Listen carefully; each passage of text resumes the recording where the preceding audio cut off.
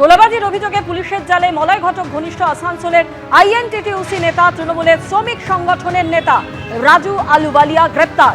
গতকাল বিকেলে তৃণমূলের শ্রমিক সংগঠনের নেতাকে গ্রেপ্তার করেছে আসানসোল দক্ষিণ থানা। ধৃতের বিরুদ্ধে 2021-এর ভোট পরবর্তী হিংসা সহ বহু অভিযোগ রয়েছে। এদিকে প্রায় 3 মাস ফেরার থাকার পর অবশেষে প্রকাশ্যে সোনা পাপ্পু। এই হচ্ছে সেই মুহূর্তের ছবি যখন ইডির জিজ্ঞাসাবাদের মুখোমুখি হওয়ার জন্য তিনি সিজে কমপ্লেক্সে আসছেন। 8 ঘন্টা পেরিয়ে গিয়েছে, এখনো ইডি দপ্তরে রয়েছেন কসবার সোনা পাপ্পু। কসবার ত্রাস।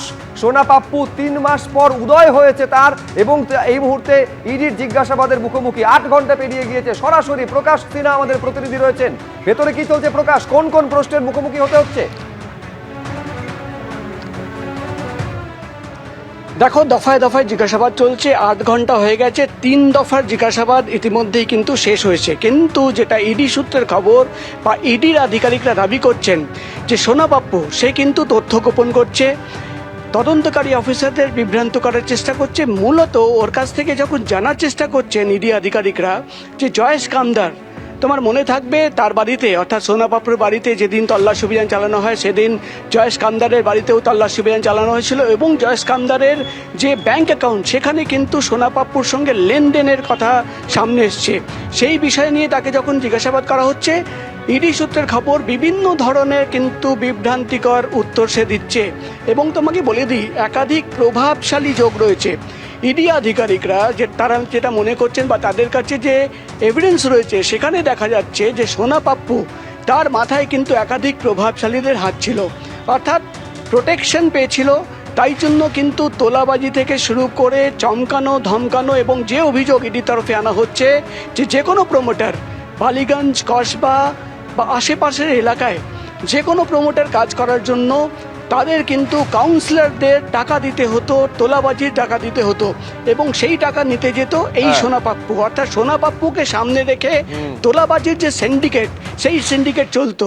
এই নিয়ে যখন তাকে প্রশ্ন করা হচ্ছে সে কিন্তু প্রশ্নের উত্তর এড়িয়ে যাচ্ছে। একেবারে একাধিক প্রশ্নের উত্তর ইডি আধিকারিকদের এড়িয়ে যাচ্ছে সোনা পাপ্পু, এবং এখনো এই জিজ্ঞাসাবাদ পর্ব চলছে। আপাতত প্রকাশ, তোমায় ধন্যবাদ।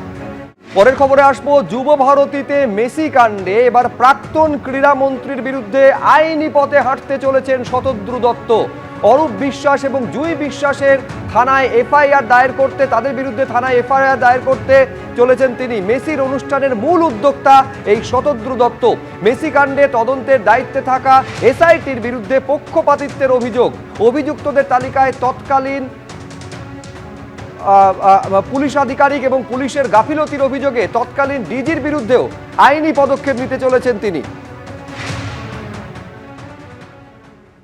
সাউথ থানা বিধাননগর, এবং অভিযোগটা তো সবচেয়ে বড় গুরুতর অভিযোগ হলো মিসম্যানেজমেন্ট অফ পুলিশ, বিশালভাবে মিসম্যানেজমেন্ট, এবং অবভিয়াসলি প্রাক্তন স্পোর্টস মিনিস্টার তার মাঠে ঢুকে আমার ইভেন্টটাকে সাবোটেজ করা, তিনি এবং আরও তার ফ্যামিলির লোক প্লাস আরও আমলারা সবাই মিলে ঢুকে আমার ইভেন্টটাকে নষ্ট করে দেওয়া, এবং পুলিশের যে সিকিউরিটি কম্প্রোমাইজ করা, তা সেটার এগেনস্টে আমি কেস করছি। এটা তো শুধু এফআইআর, এটা ক্রিমিনাল এফআইআর।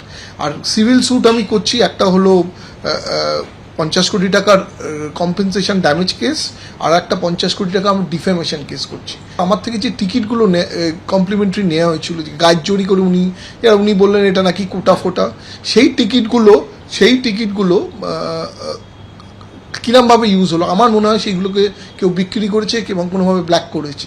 অরূপ বিশ্বাস যে আমাকে ধমকি দিয়ে যে অ্যাক্সেস কার্ডের কিছু অ্যাক্সেস কার্ডের নিয়েও ছিলেন, ওনার ফ্যামিলির লোকেদেরও নিয়েছিলেন, এটাও আমার এফআইআর-এতে রয়েছে। পুলিশ অ্যাডমিনিস্ট্রেশন যে ওই সময় যে ডিজি ছিল সেই ব্যর্থতার জন্য তার এগেনস্টে আমি কেস করছি, পুলিশের এগেনস্টে।